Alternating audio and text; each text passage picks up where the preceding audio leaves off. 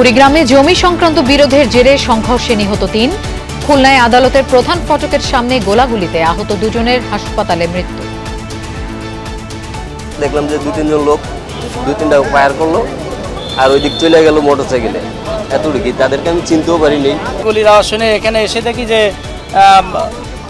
দৌড় মেরে ওইখানে পড়ে গেছে আইল্যান্ডের পরে। খালেদা জিয়ার শারীরিক অবস্থা স্থিতিশীল হলেও কাটেনি ঝুঁকি। মেডিকেল বোর্ডের নিবিড় পরিচর্যায় বিএনপি চেয়ারপারসন। হাসপাতালের বাইরে উদ্বেগ উৎকণ্ঠায় নেতাকর্মীরা। পৃথিবীতে সবচেয়ে ভালো যে চিকিৎসা ব্যবস্থা করা প্রয়োজন সেটি ওনার জন্য এখানে করার আয়োজন করা হয়েছে। ওনার অবস্থা একই পর্যায়ে আছে। রাজনীতির কুটিল মারপ্যাচে শেষ হচ্ছে না তারেক রহমানের ফেরার অপেক্ষা। অদৃশ্য সুতোয় আটকা আছে মা ছেলের কাঙ্ক্ষিত সাক্ষাৎ। মোহাম্মদপুরের জেনেভা ক্যাম্পে সেনাবাহিনীর অভিযান, 2 সহযোগী সহ শীর্ষ সন্ত্রাসী বুনিয়া সোহেল গ্রেফতার, অস্ত্র গুলি উদ্ধার। কক্সবাজারে ইয়াবা কাণ্ডে র্যাবে গণবদলির ঘটনায় চাঞ্চল্য। তদন্ত করে শাস্তিমূলক ব্যবস্থা নেওয়ার দাবি স্থানীয়দের। নামের যখন মিল আছে ওই ব্যক্তিকে বাঁচানোর জন্য আমাকে ওইখানে ষড়যন্ত্র করে ফাঁসানো হয়েছে। নিরীহ মানুষকে ওইভাবে ইয়াবা অস্ত্র দিয়ে ফাঁসিয়ে দিয়ে ইয়াবা ব্যবসায়ী বানিয়েছে, অস্ত্র ব্যবসায়ী বানিয়েছে। সাধারণ মানুষকে তারা এভাবে কি মিথ্যা মামলায় ফাঁসিয়ে, টাকার বিনিময়ে মিথ্যা মামলায় ফাঁসায়। কুড়িগ্রামের নাগেশ্বরীতে জমি নিয়ে বিরোধের জেরে দুপক্ষের সংঘর্ষে ৩ জন নিহত হয়েছেন, আহত হয়েছেন ৫ জন। দুপুরের দিকে উপজেলার সন্তোষপুর ইউনিয়নের চিলাখানা গ্রামে এই ঘটনা ঘটে। পুলিশ জানায় ১৬ শতক জমি নিয়ে নূর মোহাম্মদ ও আলতাফ হোসেনের মধ্যে বিরোধ চলছে। এরই জের ধরে আজ সংঘর্ষে জড়ায় দুপক্ষের লোকজন। এতে ঘটনাস্থলে মারা যান আলতাফ, এরশাদ ও কুলসুম বেগম নামে ৩ জন। খবর পেয়ে ঘটনাস্থলে যায় পুলিশ। আহতদের উদ্ধার করে নেওয়া হয় হাসপাতালে। বর্তমানে এলাকার পরিস্থিতি থমথমে।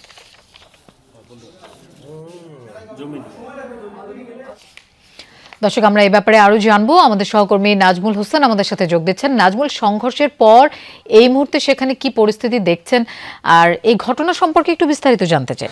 লোপা, আপনি যেমনটি বলছিলেন, আসলে কুড়িগ্রামের নাগেশ্বরী উপজেলা সন্তোষপুর ইউনিয়নের চিলাখানা গ্রামে মাত্র 16 শতক জমিকে কেন্দ্র করে 2 পক্ষের আলতাফ গং এবং নূর মোহাম্মদ গংয়ের মধ্যে জমি দখলকে কেন্দ্র করে আজকে সকালে দুপুরে 12টার দিকে একটা সংঘর্ষের ঘটনা ঘটে। এই ঘটনায় কুলসুম, এরশাদ এবং আলতাফ তারা 3 জন নিহত হয়েছেন ঘটনাস্থলে। এই ঘটনায় আরও 5 জনের মতো কমপক্ষে আহত হয়েছে। তাদেরকে কুড়িগ্রাম জেনারেল হাসপাতাল এবং কিছুক্ষণ আগে, মাত্র 5 মিনিট আগে, একজন মুমূর্ষু অবস্থায় তাকে রংপুর মেডিকেল কলেজে রেফার করা হয়েছে। আর পুলিশ সুপার এবং পুলিশের ঊর্ধ্বতন কর্তৃপক্ষ তারা ইতিমধ্যে ঘটনাস্থলে পরিদর্শন করতে গিয়েছে। তারা তবে পরিস্থিতি যে থমথমে সেটা নাই, পরিস্থিতি পুলিশের নিয়ন্ত্রণে রয়েছে। আর আমরা একজনের সঙ্গে কথা বলবো ঘটনাস্থলে যে আহত হয়েছে, আহত ব্যক্তির সঙ্গে কথা বলবো। আচ্ছা, কখন ঘটনা ঘটছে, কয়জন মারা গেছে আপনাদের? এই 11টা থেকে 11:30টার ভিতরে 3 জন মারা গেছে আর 4 জন আহত। কত জমি নিয়ে আপনাদের ঘটনাটা ঘটছে? 4 ভাইয়ে 16 শতক জমিন কিনে নিছে। 2 ভাইয়ে জোর জবরদস্তি করে মানে 8 শতক দখল করে নিতে চাইছে। এর মধ্যে আপনাদের কে মারা গেছে? আমাদের মধ্যে ভাই মারা গেছে। আর নূর মোহাম্মদ কি হয়? আলতাফের কি? ওই একই পরিবারের নাকি ভাগী? একই আত্মীয়তা? হ্যাঁ। এরা কি বড় ভাই ছোট ভাই? হ্যাঁ। লোপা, আপনি যেমনটি শুনছিলেন, মাত্র 16 শতক জমিকে কেন্দ্র করে তারা যে সংঘর্ষটা ঘটিয়েছে সেটা নিয়ে, তবে এখন পর্যন্ত থানায় কোনো ধরনের মামলা হয় নাই। তবে পরিস্থিতি যে বিরাজ করছে থমথমে, সেটা নেই বলে চলে, কারণ পুলিশের সহ আইনশৃঙ্খলা বাহিনীর ঊর্ধ্বতন কর্তৃপক্ষ তারা নিয়ন্ত্রণে নিয়েছে। আর উভয় পক্ষে যারা রয়েছে তাদেরকে বিভিন্ন হাসপাতাল, নাগেশ্বরী হাসপাতাল, কুড়িগ্রাম জেনারেল হাসপাতাল এবং রংপুর মেডিকেল কলেজে স্থানান্তর করা হচ্ছে। এখন পর্যন্ত এখানকার পরিস্থিতি এই ছিল। লোপা, খুলনায় আদালত ভবনের প্রধান ফটকের সামনে 2 জনকে গুলি ও কুপিয়ে হত্যা করেছে দুর্বৃত্তরা। দুপুর 12:15টার দিকে খুলনা মহানগর দায়রা জজ ও জেলা দায়রা জজ আদালতের প্রধান ফটকের সামনে এই ঘটনা ঘটে। নিহত দুজন হলেন নতুন বাজার এলাকার হাসিব হাওলাদার ও বাগমারা এলাকার মোহাম্মদ ফজলে রাব্বি রাজন। তারা একটি অস্ত্র মামলায় আদালতে হাজিরা দিতে এসেছিলেন। প্রত্যক্ষদর্শীরা জানান, রাজন ও হাসিব আদালতে হাজিরা দিয়ে আদালত ফটকের সামনে মোটরসাইকেল রেখে চা খেতে দাঁড়িয়েছিলেন। এ সময় 4 থেকে 5 জন এসে তাদের লক্ষ্য করে গুলি ছোড়ে। গুলিবিদ্ধ হয়ে তারা মাটিতে পড়ে গেলে চাপাতি দিয়ে এলোপাতাড়ি কুপিয়ে জখম করে পালিয়ে যায় দুর্বৃত্তরা। পরে আশঙ্কাজনক অবস্থায় আহতদের উদ্ধার করে খুলনা মেডিকেল কলেজ হাসপাতালে নিয়ে গেলে চিকিৎসকরা মৃত ঘোষণা করেন। জড়িতদের ধরতে কাজ করছে পুলিশ। নিহত হাসিবের বিরুদ্ধে অস্ত্রসহ 4টি এবং রাজনের বিরুদ্ধে 6টি মামলা রয়েছে। প্রথম দেখলাম যে গুলির আওয়াজ, তারপরে ওই যে চাপারতে ওই দিকে কোপ দিয়েছে, দিয়ে ওরা মোটরসাইকেলে চলে গেছে। পাবলিক কেউ এর ভিতরে আগুচ্ছে না। তারপর যখন সবাই সামনে আগুইছে সেই সময় আমরা আগুইছি। সঙ্গে সঙ্গে এমনি আমরা এখানে কিছু লোকজন মিলে আমরা হসপিটালে নিয়ে যাই। দর্শক, আপনাদের বলছিলাম, খুলনায় আদালতের প্রধান ফটকের সামনে সড়কে গোলাগুলির ঘটনায় 2 জন হাসপাতালে মারা গেছেন। আমরা এই বিষয়ে একটু জানবো। প্রবীর বিশ্বাস আমাদের সাথে যোগ দিচ্ছেন। প্রবীর, আদালতের সামনের এই যে ঘটনা চাঞ্চল্যকর, এটা নিয়ে একটু বিস্তারিত জানতে চাই এবং পুলিশ কি বলছে, জড়িতদের ধরতে কোনো ধরনের ব্যবস্থা নেওয়া হয়েছে কিনা? জড়িতদের ধরতে ইতিমধ্যে পুলিশের একাধিক টিম মাঠে নেমেছে বলে আমাদেরকে পুলিশ প্রশাসন থেকে জানানো হয়েছে, বিশেষ করে খুলনা মেট্রোপলিটন পুলিশ। আপনাকে যদি দেখাই লোপা, যে আমাদের ক্যামেরাটা যতদূর যাচ্ছে ততদূর হচ্ছে জেলা ও দায়রা জজ আদালতের খুলনার প্রধান ফটক, এবং আমরা যেটুকু জানতে পেরেছি এই আদালতেই একটি অস্ত্র মামলার আসামি ছিল রাজন এবং হাসিব। দুজনেই তাদের হাজিরা শেষ করে প্রধান ফটক দিয়ে বের হওয়ার সঙ্গে সঙ্গে অতর্কিতভাবে তাদের উপর আরেক দল দুর্বৃত্ত হামলা করে এবং এখানে গুলির ঘটনা ঘটে। এখানে অস্ত্রের ব্যবহার হয়েছে, কারণ গুলির খোসা পড়ে আছে, একই সঙ্গে যে অস্ত্র ব্যবহার করা হয়েছে সেই অস্ত্র পড়ে আছে এখানে, এবং জায়গাটি ঘিরে রেখেছে সিআইডির পক্ষ থেকে, জায়গাটি ঘিরে রাখা হয়েছে। পুলিশ যেটি বলেছে যে রাজনের বিরুদ্ধে কিন্তু 6টি মামলা রয়েছে অস্ত্র মামলা সহ, এবং হাসিবের বিরুদ্ধেও একাধিক মামলা রয়েছে। তো এমন দুজন মানুষ তারপরও কেন এই আদালতের সামনে জনসম্মুখে একেবারে প্রকাশ্য দিবালোকে এমন একটি জায়গায় হত্যা হলো বা হত্যা করে নির্বিঘ্নে হত্যাকারীরা পালিয়ে গেল, সে বিষয়টি আসলে নগরবাসীকে ভাবিয়ে তুলছে, একইভাবে প্রশাসনকেও। প্রশাসন থেকে জানানো হয়েছে তাদের একাধিক টিম মাঠে নেমেছে এবং কারাই হত্যাকাণ্ড ঘটিয়েছে, কিভাবে ঘটিয়েছে বা কেনই বা ঘটিয়েছে সেটি তারা অনুসন্ধান করছে। আমাদেরকে জানানো হয়েছে পরবর্তীতে সেটি আমাদেরকে জানাবে। তবে যে 2 জন হত্যা হয়েছে তারাও আগেই বলেছি যে বিভিন্ন মামলার আসামি ছিলেন, অস্ত্র মামলা সহ একাধিক মামলা রয়েছে তাদের দুজনের বিরুদ্ধে, অর্থাৎ রাজন এবং হাসিব দুজনের বিরুদ্ধেই একাধিক মামলা রয়েছে। তবে এই যে প্রকাশ্য দিবালোকে এমন ঘটনা, এটি আসলে সাধারণ মানুষের মনে ভীতি সৃষ্টি করেছে। আপনি জানেন যে এর আগে আমাদের টেলিভিশনে প্রতিবেদন প্রকাশ হয়েছিল খুলনাতে একের পর এক হত্যাকাণ্ডের ঘটনা ঘটছে, এবং গত 16 তারিখে একই ঘর থেকে 8 বছরের এক শিশু এবং তার বোন 6 বছরের এবং তাদের নানি 3 জনের মরদেহ উদ্ধার হয়েছিল। এভাবে কিন্তু প্রায়ই আমরা গুলির ঘটনা এবং যে মার্ডারটি হয়েছে সেই বিষয়ে টিম তারা করছে, এখানে যে সমস্ত তারা সংগ্রহ করছে, এবং তাদের পক্ষ থেকে জানানো হয়েছে যে তারা এখান থেকে আলামত সংগ্রহ করছে। একইভাবে পুলিশের যে সমস্ত টিম মাঠে রয়েছে তারা ঘটনা পর্যালোচনা করছে, এবং কারাই হত্যাকাণ্ড ঘটিয়েছে সেটি হয়তো পরবর্তীতে আমরা জানাতে পারবো। লোপা। প্রবীর, আপনাকে ধন্যবাদ আমাদের সাথে যোগ দেওয়ার জন্য। 4 দিন ধরে হাসপাতালে নিবিড় পরিচর্যায় খালেদা জিয়া। হৃদযন্ত্র ও ফুসফুসে সংক্রমণের কারণে সৃষ্ট জটিলতাগুলোর চিকিৎসায় বিএনপি চেয়ারপারসনকে রাখা হয়েছে পর্যবেক্ষণে।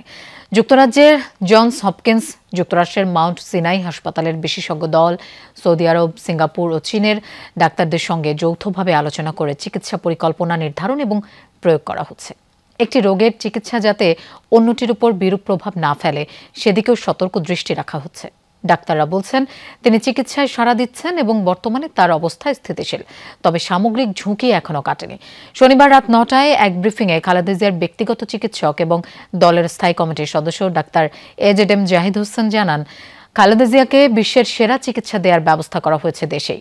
তাকে বিদেশ নিয়ে যাওয়া নির্ভর করছে শারীরিক সুস্থতা এবং মেডিকেল বোর্ডের সিদ্ধান্তের উপর। সারা পৃথিবীতে সবচেয়ে ভালো যে চিকিৎসা ব্যবস্থা করা প্রয়োজন সেটি ওনার জন্য এখানে করার আয়োজন করা হয়েছে।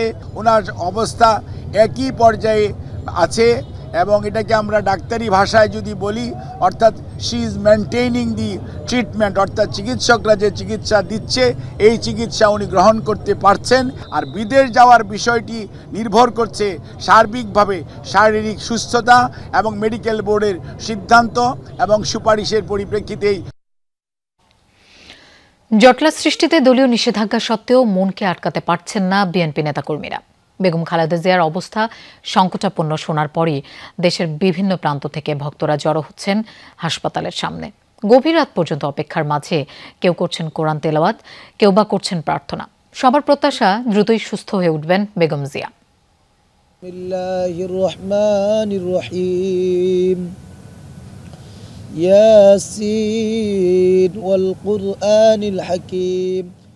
রাত ৩টা, সমগ্র রাজধানী ঘুমিয়ে পড়লেও ঘুম নেই এই ভক্তের। বেগম খালেদা জিয়ার সুস্থতার জন্য করে চলেছেন কুরআন তেলাওয়াত। সৃষ্টিকর্তার কাছে তার ফরিয়াদ, ফিরে আসুক প্রিয় নেত্রী। কোরআন শরীফ তেলাওয়াত করতেছি, দেশবাসীর কাছে দোয়া চাচ্ছি যে আল্লাহ তাআলা আমাদের নেত্রীকে যেন সুস্থ করে দেয়। আরেক ভক্ত হাসপাতালের গেটের কোনায় বসে আছেন। বুকে ঝুলানো কার্ডে লেখা, স্বেচ্ছায় বেগম খালেদা জিয়ার চিকিৎসায় দিতে চান নিজের ফুসফুসটাও। যদি আমার ফুসফুস, কিডনি যা কিছু লাগে, হাড়ের যে কোনো কিছু লাগে, আমি সব দিতে প্রস্তুত, যাতে আমার নেত্রী বেগম খালেদা জিয়া সুস্থ হয়ে বাংলার জনগণের কল্যাণ করতে পারে। ভোর হওয়ার বাকি কয়েক ঘন্টা মাত্র, তখনও প্রিয় নেত্রীর স্বাস্থ্যের খোঁজ নিতে উদ্বেগ, উৎকণ্ঠা নিয়ে হাসপাতালের বাইরে কত কত নির্ঘুম চোখ, বলিন মুখের অপেক্ষা। বিএনপি মহাসচিবের নিষেধাজ্ঞাতেও মানছে না মন। মির্জা ফখরুল ইসলাম আলমগীর বলেছে যে নিজে কোনো বিড না করে, তারপর তো আমরা মন মানাইতে পারি না। আবেগের আমার মা, দেশ নেত্রীর মা, মন তো আর বাধা থাকা যায় না। তারপরে এত রাতে আমরা মগবাজার থেকে সবাই এখানে আসছি আমাদের খালেদা জিয়া প্রাণপ্রিয় মানুষটাকে একটু দেখার জন্য। আমরা চাই উনিও আমাদের মতো কথা বলতে পারবে এবং আবার আমাদের মাঝে ফিরে এসে এই বাংলাদেশের গণতন্ত্রের ঝান্ডাটাকে যেভাবে তিনি উড়িয়েছিলেন আবারও তিনি উড়াবেন। বেগম খালেদা জিয়ার অবস্থা সংকটাপন্ন শোনার পর থেকেই অসংখ্য নেতাকর্মী এসে জড়ো হচ্ছেন হাসপাতালের সামনে। সন্ধ্যা থেকে গভীর রাত পর্যন্ত অপেক্ষা। এই বুঝি কোনো একটা সুসংবাদ এলো। রাতে বিভিন্ন রাজনৈতিক দলের নেতা ও সরকারের উপদেষ্টাও আসেন বিএনপি চেয়ারপারসনকে দেখতে। এ সময় তারা বেগম জিয়ার সুস্থতা কামনা করেন, একই সাথে তার জন্য দেশবাসীকেও দোয়া করতে অনুরোধ করেন।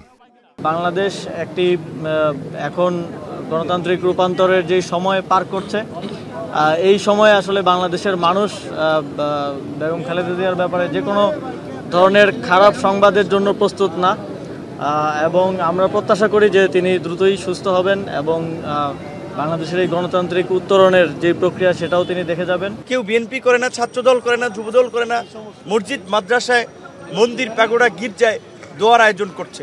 কারণ সকলে এটা কিন্তু ফিল করছে যে এই মুহূর্তে জাতিকে ঐক্যবদ্ধ করার ক্ষেত্রে খালেদা জিয়ার একটা উপস্থিতি, তার একটা নেতৃত্ব, তার একটা দিক নির্দেশনা এই জাতির জন্য খুবই প্রয়োজন। সবার প্রার্থনা বেগম জিয়া সুস্থ হয়ে উঠবেন, আবারও দায়িত্ব নেবেন দল, দেশ ও মানুষের। শওকত মঞ্জুর শান্ত, যমুনা নিউজ, ঢাকা। দর্শক, বেগম খালেদা জিয়া এভার কেয়ার হাসপাতালে নিবিড় পর্যবেক্ষণে আছেন। আমরা তার শারীরিক অবস্থার খবর জানবো। আমাদের সহকর্মী আরেফিন শাকিল হাসপাতালের বাইরে আছেন, যাচ্ছি তার কাছে। আরেফিন, খালেদা জিয়ার চিকিৎসার সবশেষ কি তথ্য আছে আপনার কাছে, একটু জানতে চাই বিস্তারিত। ধন্যবাদ লোপা। আসলে সে অর্থে কোনো তথ্য নেই, কারণ বিএনপির পক্ষ থেকে বিএনপির যারা চিকিৎসক তারা কোনো ধরনের তথ্য এখন পর্যন্ত জানাননি গণমাধ্যমে। তবে আড়াইটা নাগাদ বিএনপির যেই খালেদা জিয়ার চিকিৎসা সংক্রান্ত বিএনপির নানান ধরনের প্রস্তুতি কিংবা সিদ্ধান্ত নিয়ে যেই মুখপাত্র ঠিক করা হয়েছে, বিএনপি সিনিয়র যুগ্ম মহাসচিব রুহুল কবির রিজভী, তিনি আড়াইটা নাগাদ একটি ব্রিফিং করবেন এবং সেই ব্রিফিং হয়তো তিনি বহিষ্কার করবেন বিএনপি চেয়ারপারসনের গতকালের পর থেকে আজকের দিনে সবশেষ আসলে অবস্থা কি। তবে যারা ভেতরে প্রবেশ করছেন, যারা চিকিৎসকরা, যারা বিএনপি নেতারা রয়েছেন যারা অনেকে ভিতরে প্রবেশ করেছেন, যদিও তারা বিএনপি চেয়ারপারসনের কেবিন পর্যন্ত তারা যাওয়ার কোনো সুযোগ নেই, তার আগে তাদেরকে ফেরত পাঠানো হয়। সেখান থেকে তারা চিকিৎসকদের বরাত দিয়ে তারা বলছেন বিএনপি চেয়ারপারসন গতকালের তুলনায় আজকে একই রকম অবস্থা রয়েছে, অর্থাৎ অপরিবর্তিত অবস্থা রয়েছে, কোনো অংশে অবনতি যেমন হয়নি তেমনি উন্নতি হয়নি। তিনি তাকে যে চিকিৎসা দেওয়া হচ্ছে, তিনি যে ওষুধ গ্রহণ করছেন সেটি অব্যাহত রাখা হয়েছে এবং সবাইকে এক প্রকার দোয়া করার জন্য বলা হচ্ছে। এবং আপনাকে যদি একটু ছবিতে দেখাতে চাই, গত 2 দিন ধরে আসলে এই বিএনপি চেয়ারপারসন বেগম খালেদা জিয়া যখন হাসপাতালে ভর্তি হয়েছেন, এরপরে কিন্তু অনেক নেতাকর্মী কিন্তু আজকে হাসপাতালের সামনে ভিড় করেছে। আজকেও কিন্তু অনেকে এখানে এসছেন এবং আপনারা হয়তো সেই ছবিও দেখতে পাচ্ছেন। তারা যদিও গতকালের তুলনায় আজকে নেতাকর্মীদের সংখ্যা তুলনামূলক অনেক কম, তবু অনেকে এসছেন যারা আবেগতাড়িত হয়ে এসছেন বিএনপি চেয়ারপারসনের সঙ্গে, তাদের দীর্ঘদিনের যে পথ চলা কিংবা অনেকে নানান সময় বিএনপি চেয়ারপারসনের সঙ্গে সাক্ষাতের সুযোগ পেয়েছিলেন এবং কথা বলেছিলেন, সেই জায়গা থেকেই তারা মূলত হাসপাতালের সামনে এসেছিলেন। যদিও দলীয় নির্দেশনা আর একেবারেই স্পষ্ট, হাসপাতালের সামনে যেন কেউ ভিড় না করেন। গতকালের থেকে আজকের সেই নির্দেশনা মেনে অনেকেই তারা, বিশেষ করে সিনিয়র নেতৃবৃন্দ যারা রয়েছেন তারা কিন্তু অনেকে আসেননি। আজকে একেবারেই সাধারণ যারা কর্মী তারা এসছেন এবং তারা এসে অপেক্ষা করছেন, তারা চেষ্টা করছেন কোনো খবর যদি পাওয়া যায়, ভালো কোনো খবর যদি পাওয়া যায় সেই অর্থে। সেই কারণে যদিও এখন পর্যন্ত আসলে চিকিৎসকদের পক্ষ থেকে বা হাসপাতাল কর্তৃপক্ষ আসলে কোনো ধরনের তথ্য গণমাধ্যমে নিশ্চিত করেননি কিংবা তারা জানাননি। তবে বলা হচ্ছে যে হয়তো রাত নাগাদ, অর্থাৎ আজকে সন্ধ্যার পর বিএনপি চেয়ারপারসনের যিনি চিকিৎসক ডাক্তার AZM জাহিদ হোসেন, তিনি হয়তো একটি সংবাদ সম্মেলন করবেন এবং সেখানে বিএনপি চেয়ারপারসনের যে সবশেষ শারীরিক অবস্থা সেই সম্পর্কে জানাবেন। তবে এখন পর্যন্ত আমাদের কাছে যে তথ্য, গতকালকে যেটা বলা হয়েছিল বিএনপি চেয়ারপারসনের মেডিসিন গ্রহণ করতে পারছেন এবং সেটা তিনি গ্রহণ করছেন এবং সেই জায়গা থেকে এখনো পরিবর্তন হয়নি, অর্থাৎ অপরিবর্তিতই আছে। আরফিন, আপনাকে ধন্যবাদ আমাদের সাথে যোগ দেওয়ার জন্য। পরিবারের কেউ গুরুতর অসুস্থ হলে উদ্বেগ আর স্রষ্টার কাছে যেমন প্রার্থনা করে মানুষ, বগুড়ার পুত্রবধূ খ্যাত খালেদা জিয়ার জন্য অঞ্চলবাসীর একই অনুভূতি। তাদের ভোটে নির্বাচিত খালেদা জিয়া দেশের 3 বার প্রধানমন্ত্রীর দায়িত্ব পালন করেছেন। গর্বের ব্যাটার বউয়ের এমন সংকটাপন্ন অবস্থায় পরিবারের মতোই সমব্যথী বগুড়াবাসী। শ্বশুরবাড়ি এবং নিজ নির্বাচনী এলাকা বগুড়ার সবখানে এখন বেগম খালেদা জিয়ার সুস্থতা কামনায় চলছে আন্তরিক প্রার্থনা। 1960 সালে দিনাজপুরের মেয়ে খালেদা খানম পুতুল বউ হয়ে আসেন বগুড়ার গাবতলী উপজেলার বাগবাড়ি গ্রামের এই বাড়িতে। স্বামী জিয়াউর রহমান তখন পাকিস্তান সেনাবাহিনীর ক্যাপ্টেন। 1981 সালে প্রেসিডেন্ট জিয়াউর রহমান রাজনৈতিক হত্যাকাণ্ডের শিকার হলে 8 পৌরে গৃহবধূ বেগম জিয়াকে দেশ ও দলের ক্রান্তিলগ্নে হাল ধরতে হয় বিএনপির। স্বৈরাচার এরশাদ বিরোধী আন্দোলন সংগঠিত করে 80 ও 90 দশকের সন্ধিক্ষণে আস্থাশীল জাতীয় নেতায় পরিণত হন তিনি। 1991 সালে বগুড়া থেকে সংসদ সদস্য নির্বাচিত হবার পর দেশের প্রথম এবং মুসলিম বিশ্বের দ্বিতীয় নারী প্রধানমন্ত্রী হিসেবে শপথ নেন খালেদা জিয়া। পরে আরও 2 মেয়াদে প্রধানমন্ত্রী হিসেবে দায়িত্ব পালন করেন বগুড়ার পুত্রবধূ। তার শারীরিক সংকটময় অবস্থা তাই উদ্বেগ আর মনোকষ্টের কারণ হয়ে উঠেছে এই অঞ্চলের সাধারণ মানুষেরও। আল্লাহ তাআলা তাকে শিফা দান করুক, খুবই দ্রুত সুস্থ কামনা করছি। জনগণের স্বার্থ, দেশের স্বার্থকে বিবেচনা করে তার জীবনকে সে উৎসর্গ করেছে। সে যে একজন, যেটাকে বলবো যে আলোক বিয়ের আর টর্চ লাইট আমাদের জাতির জন্য, সেটা সমগ্র বাংলাদেশের জন্য। তিনি কোনো দলের এখন ভাবা যাবে না। তার জন্য আমরা দোয়া করি যেন দ্রুত উনি আমাদের মাঝে আবারও ফিরে আসে। জিয়াউর রহমানের হত্যাকাণ্ডের পর গত 43 বছর ধরে বিএনপির হাল ধরে ইস্পাতসম নেতৃত্ব দেয়া নেতার শারীরিক এমন অসুস্থতায় উদ্বিগ্ন স্থানীয় বিএনপি নেতারাও। আওয়ামী শাসনামলে 15 বছর ধরে নানামুখী নিপীড়নের মুখেও দেশের স্বার্থে আপোষহীন থাকা নেত্রীর কথা বলতে গিয়ে তাই অশ্রুসজল হয়ে পড়েন অনেকেই। মার উপস্থিতিতে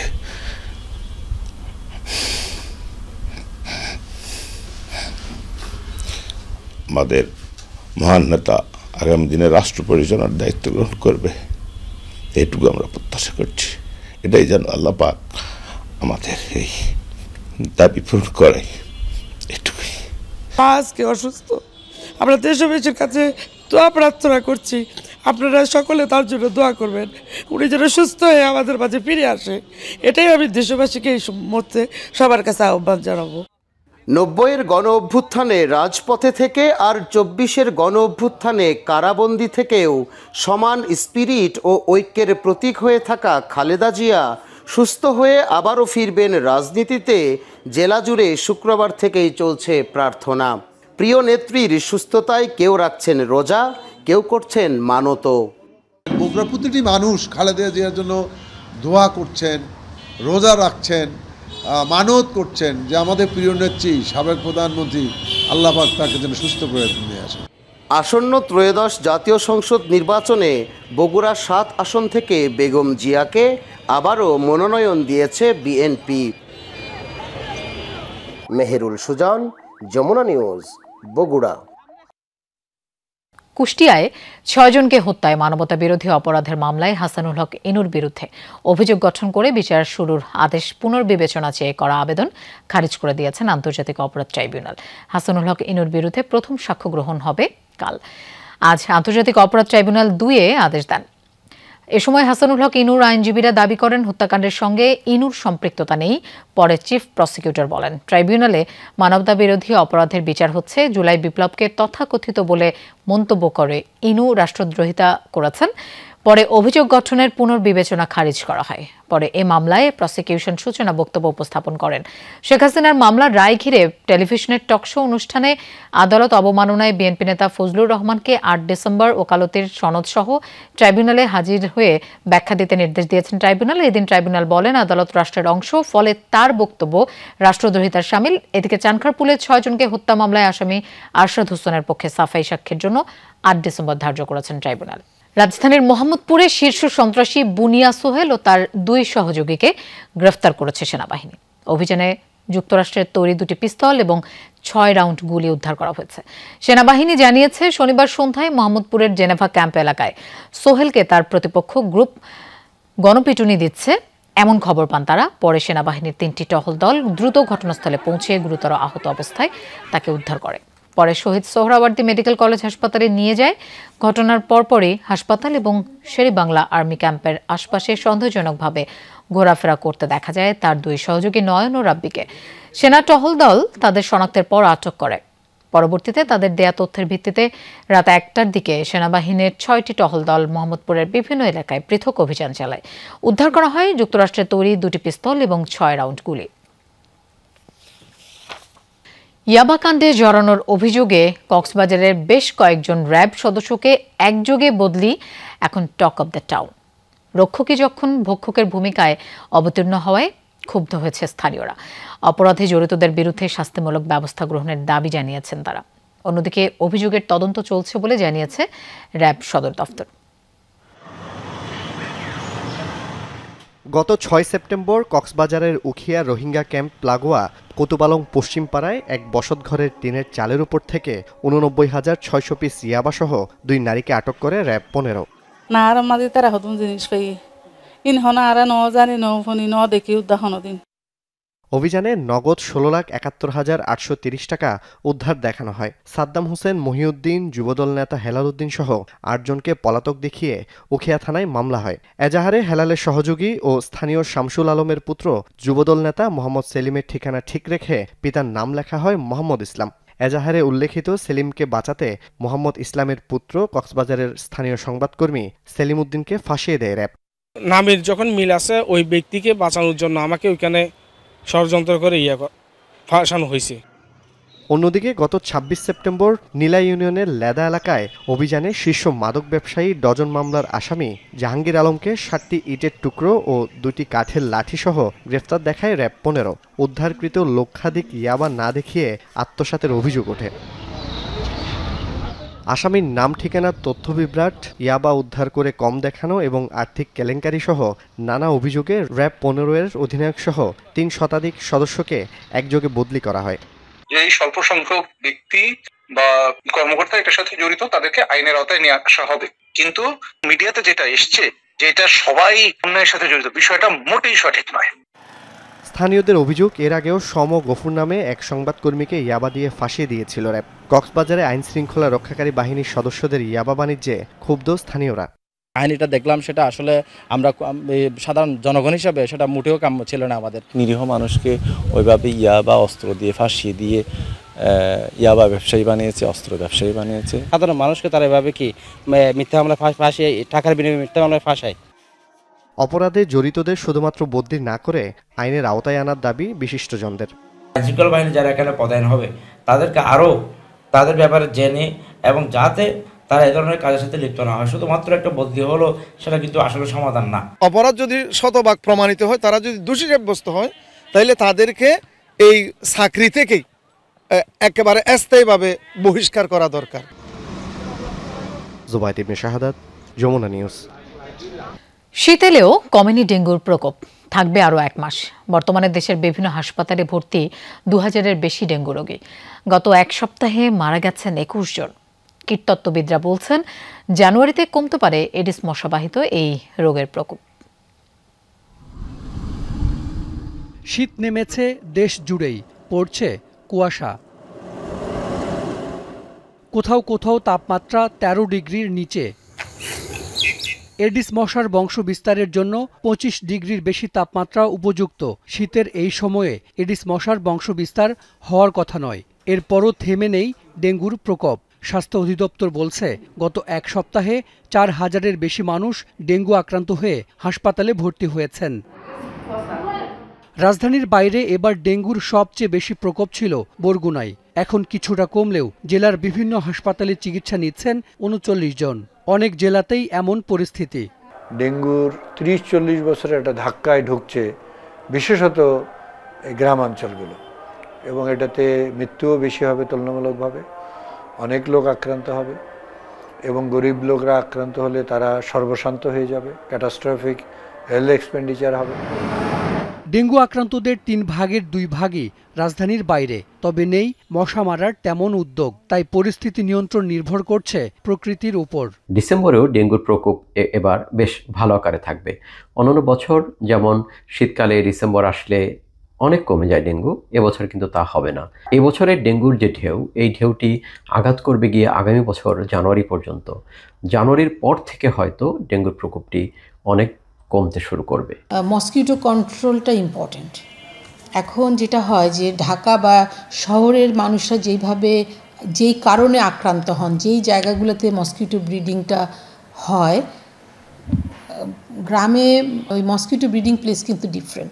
তাহলে এখন ভেক্টর কন্ট্রোলের ক্ষেত্রে আমাদেরকে ডিফারেন্টলি কাজ করতে হবে। আমাদের কাজের পরিধিটা আসলে বেড়ে যাচ্ছে। চলতি বছর ডেঙ্গুতে মৃত্যু হয়েছে 377 জনের। সর্বোচ্চ মৃত্যু ও শনাক্ত চলতি মাসেই।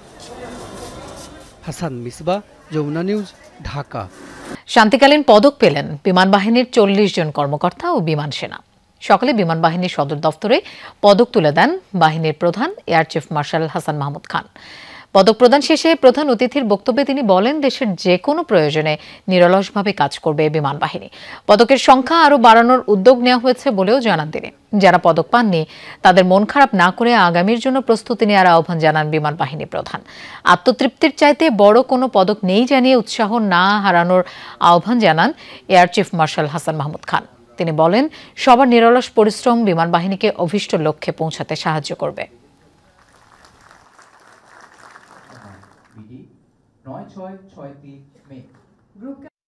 আজকের এই অর্জন আপনাদের গৌরবোজ্জ্বল ও দৃষ্টান্তমূলক অবদানের যথাযথ মূল্যায়ন। আজকের এই অর্জন আপনাদের দায়িত্ব বহুগুণে বাড়িয়ে দিল। যারা পদক পেয়েছেন তাদের কিন্তু এখন আর কোনো ভুল করার সুযোগ নাই।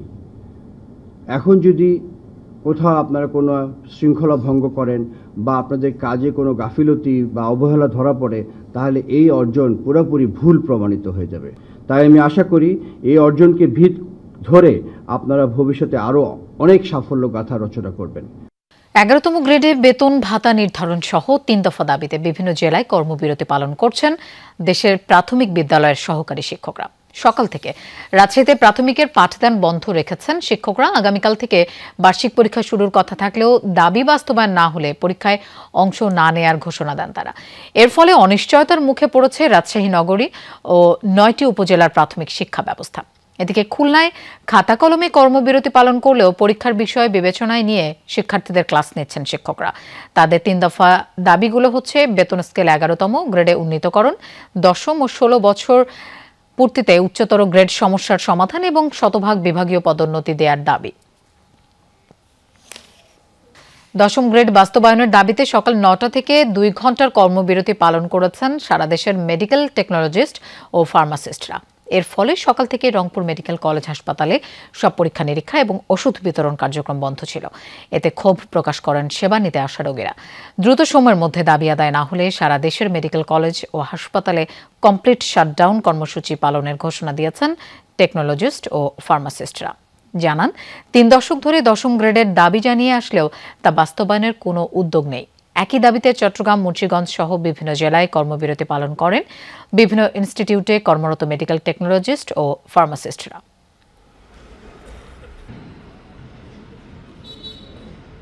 দীর্ঘ 31 বছর ধরে আমরা একটা মাত্র দাবি, আমাদের বাংলাদেশের সকল ডিপ্লোমা 10ম গ্রেড। তখন থেকে ভিড় বসি ওষুধ যে ওরা বলে মিটিং করেছে করিয়ে দেবে।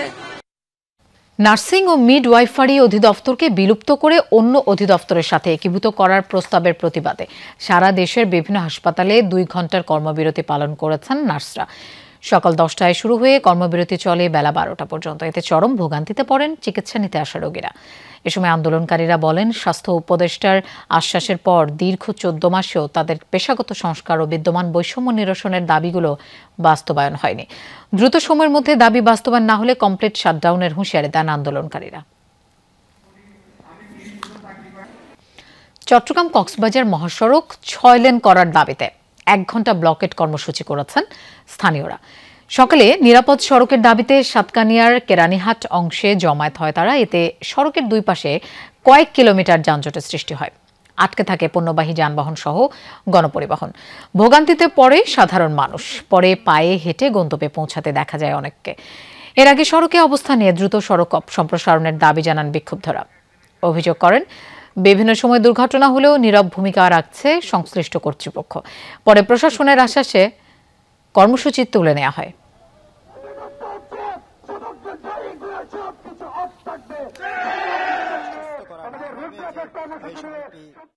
রাজধানীর নয়াপল্টনে বিএনপির কেন্দ্রীয় কার্যালয়ে জরুরি সংবাদ সম্মেলনে কথা বলছেন দলের সিনিয়র যুগ্ম মহাসচিব রুহুল কবির রিজভী।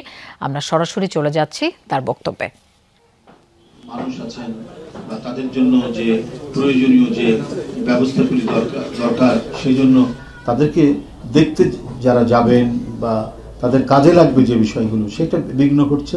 এমনকি আমাদের নেত্রী দেশনেত্রী বেগম খালেদা জিয়া তারও চিকিৎসা কার্যক্রমে এক ধরনের বিঘ্ন ঘটছে। তো ওই এলাকাটা যদি মোটামুটিভাবে ভিড় কম থাকে, শান্তিপূর্ণ থাকে, তাহলে চিকিৎসকবৃন্দের, কারণ তাদেরও তো যাতায়াতের ব্যাপার আছে, হ্যাঁ, তো অনেক চিকিৎসক যাচ্ছেন আসছেন, যার যখন ডিউটি সেইভাবে কর্তব্য পালন করছেন। কর্তব্য পালনে যাতে কোনো ধরনের বিঘ্ন না ঘটে, কোনো ধরনের বাধা সৃষ্টি না হয়, এই কারণে আমরা বলে আসছি এবং ভারপ্রাপ্ত চেয়ারম্যানও আমাকে বলেছেন আপনাদের মাধ্যমে আমরা যেন আমাদের সকলকে যেন আমরা অবহিত করতে পারি, সেই বিষয়টি আমরা গতকাল থেকে অবহিত করে যাচ্ছি। আমরা প্রেস স্টেটমেন্ট দিয়েছি, আবারও আজকে আপনাদের সামনে বলছি, যারা সেখানে অবস্থান করছেন, ভিড় করছেন, হ্যাঁ, উৎসুক জনতারা যারা সেখানে দাঁড়িয়ে আছেন এবং তাদের এই ভিড় করার কারণে হাসপাতালের স্বাভাবিক কার্যক্রমে অনেক বাধা তৈরি হচ্ছে, বিঘ্ন হচ্ছে। তো এইটা করা উচিত হবে না।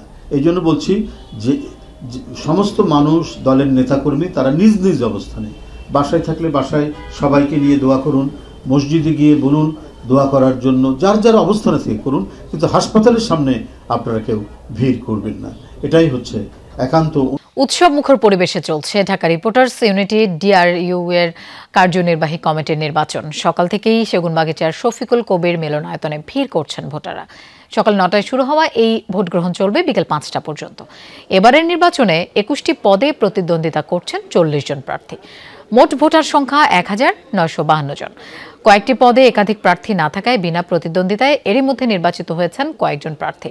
নির্বাচন পরিচালনা কমিটির চেয়ারম্যান হিসেবে দায়িত্ব পালন করছেন সিনিয়র সাংবাদিক এম এ আজিজ। ঢাকায় কর্মরত পেশাদার সাংবাদিকদের সংগঠন হিসেবে ঢাকা রিপোর্টার্স ইউনিটি প্রতিষ্ঠিত হয় 1995 সালে। দর্শক, সচিবালয়ের নতুন মন্ত্রিপরিষদ ভবনে আগুনের ঘটনা ঘটেছে। তবে যতদূর জেনেছি, আগুন এই মুহূর্তে নিয়ন্ত্রণে। ফায়ার সার্ভিসের 3টি ইউনিট কাজ করছে। 9ম তলায় ভেন্টিলেটরে আগুনের সূত্রপাত হয়। আমরা এই বিষয়ে একটু জানবো। আমাদের সহকর্মী আলমগীর স্বপন আমাদের সাথে যোগ দিচ্ছেন। স্বপন, আগুন যতদূর জানি যে নিয়ন্ত্রণে এসেছে, পুরোপুরি নিভে গেছে কিনা, আর কিভাবে এই আগুন লাগলো? লোপা, আগুন এখন আসলে পুরোপুরি নিভে গেছে, নিয়ন্ত্রণে আছে। আমি যদি একটু দেখাই আপনার, যে পেছনে এই যে সচিবালয়ের যে নতুন মন্ত্রিপরিষদ ভবন, সেই মন্ত্রিপরিষদ ভবনের 9ম তলায় যে টয়লেট বাথরুম, সেই টয়লেটের ওখানে যে এক্সজস্ট ফ্যান, সেই এক্সজস্ট ফ্যানের ওখানে শর্ট সার্কিটের থেকে আগুনটা লাগে। আপনি নিচে নিশ্চয় দেখতে পাচ্ছেন এক্সজস্ট ফ্যান এখানে পড়ে আছে আর কি। তো এখান থেকে মূলত আগুনের সূত্রপাতটা হয় 1:45টার দিকে। তারপরে এটি যে এখানকার টয়লেট 9ম তলার, সেখানে কিছু জায়গায় ছড়িয়ে পড়ে। তবে এটা বেশি দূর ছড়িয়ে পড়তে পারেনি, কেননা সচিবালয় আপনি জানেন এটা কেপিআই এলাকা, এবং এখানে আপনার নিজস্ব ফায়ার ইউনিট আছে ছোট হলেও। তো সেই ইউনিট এসে 3-4 মিনিটের মধ্যেই আগুনটি নিয়ন্ত্রণে নিয়ে আসে। তো আমার সাথে এখানে একজন আছেন, যে এই যেখানে আগুন লেগেছে তার পাশের রুমে একজন কর্মচারী কাজ করছিলেন। তার কাছে একটু জানি যে কিভাবে আগুনটা লেগেছিল এবং তারপরে কি। আচ্ছা, আগুনটা মূলত হচ্ছে 1:45টার দিকে হয়তো লাগছে। আমি এই রুমের সামনেই আর কি ছিলাম, ওখানে লাঞ্চ করতে বসছিলাম। হঠাৎ দেখতেছি আমাদের সাইরেন বেজে উঠছে আর কি, আগুন লাগছে এরকম। আর আমাদের স্যাররা ছিল পাশের রুমে, 800 নম্বর রুমে মিটিং চলতেছিল, স্যাররা সবাই বেরিয়ে আসছে।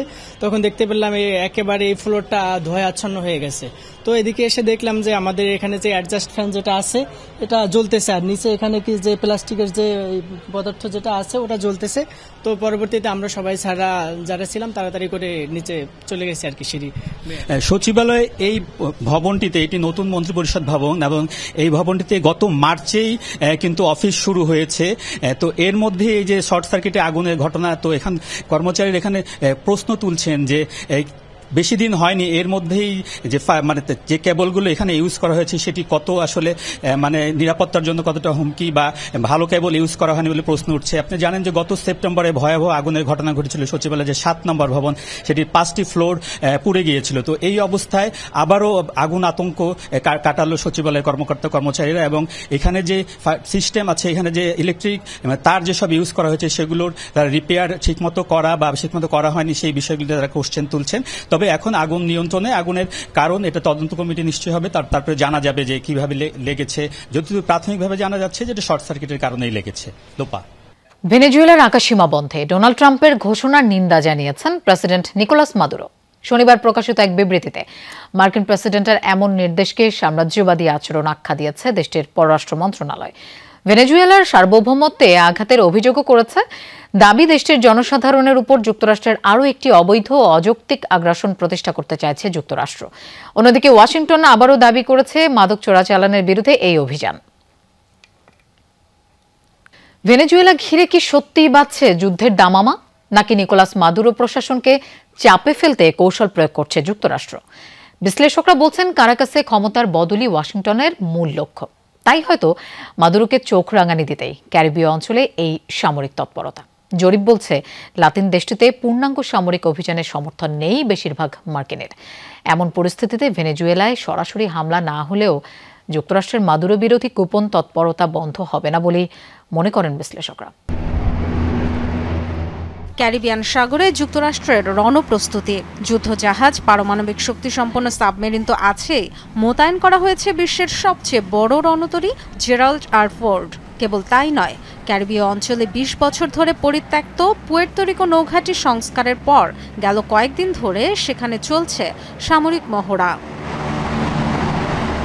দ্বিতীয় মেয়াদে দায়িত্ব গ্রহণের পর থেকেই ভেনেজুয়েলাকে হুমকি ধামকি দিয়ে চলেছেন মার্কিন প্রেসিডেন্ট ডোনাল্ড ট্রাম্প। কেবল হুঁশিয়ারি দিয়েই ক্ষান্ত হননি।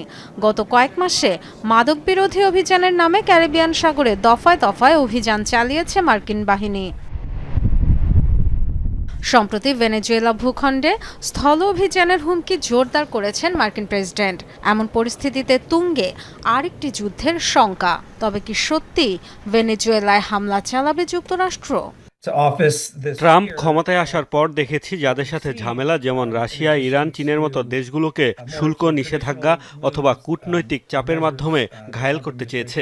তবে ভেনেজুয়েলার বেলায় আলাদা। ক্যারিবিয়ান সাগর ও লাতিন আমেরিকার বিভিন্ন স্থানে সামরিক তৎপরতা শুরু করেছে যুক্তরাষ্ট্র। অভিযানের লক্ষ্য নিয়ে কোনো রাগঢাকও করছেন না প্রেসিডেন্ট ট্রাম্প।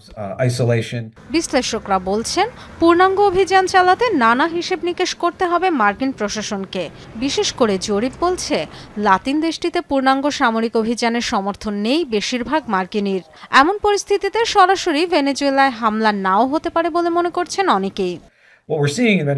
মার্কিন প্রশাসন হয়তো ভাবছে হামলায় জনসমর্থন পাবে কিনা, কারণ জরিপ বলছে আরেকটি যুদ্ধ চায় না বেশিরভাগ মার্কিনী। ভেনেজুয়েলার ক্ষমতা পরিবর্তনে পূর্ণ সামরিক অভিযানে সম্মতি দেবে না তারা। তবে সরাসরি হামলা না চালালেও নিকোলাস মাদুরোকে উৎখাতে গোপন সামরিক তৎপরতা চালিয়ে যাবে মার্কিন প্রশাসন, এমন ধারণাও করছেন বিশ্লেষকরা। মনে হচ্ছে আড়ালেও হয়তো কোনো পদক্ষেপ নেওয়া হচ্ছে। ট্রাম্প কিন্তু একই সাথে সিআইএর মাধ্যমে গোপন অভিযান এবং সামরিক অভিযানের হুঁশিয়ারি দিয়েছেন। তবে এগুলো হতে পারে প্রেসিডেন্ট মাদুরোকে সাবধান করার জন্যই। যুক্তরাষ্ট্রকে বুড়ো আঙুল দেখিয়ে এক যুগ ধরে ভেনেজুয়েলায় ক্ষমতা টিকিয়ে রেখেছেন president Nicolas Maduro. Dorothy Tasrin, Jamuna news.